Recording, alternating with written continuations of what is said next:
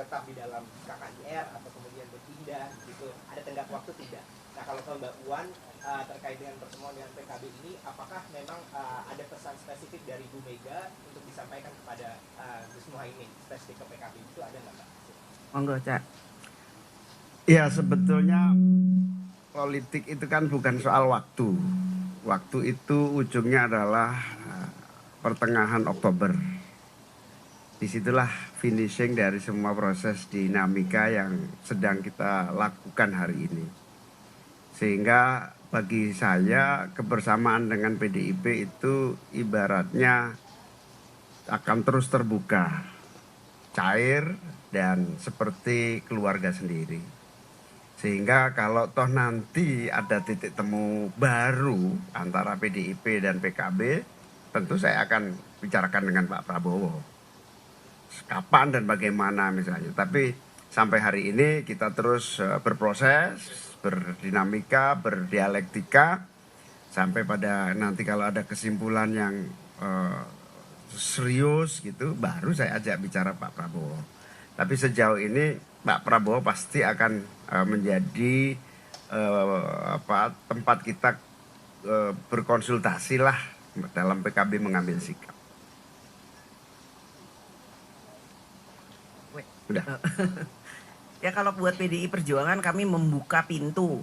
Kami akan selalu bersilaturahmi, namun saling menghormati dan menghargai terkait dengan apa-apa yang sudah pernah dilakukan atau dijalani oleh semua partai. Karena semua partai itu pasti mempunyai strategi, punya target, punya visi dan cita-cita masing-masing. Jadi saling menghargai, menghormati tanpa kemudian adanya tembok-tembok, namun semuanya itu bisa dibicarakan secara terbuka dengan santai. Itu akan menjadi sangat penting buat PDI Perjuangan. Dan saya selalu mengatakan bahwa pesta demokrasi, pemilu itu namanya pesta itu ya harus gembira.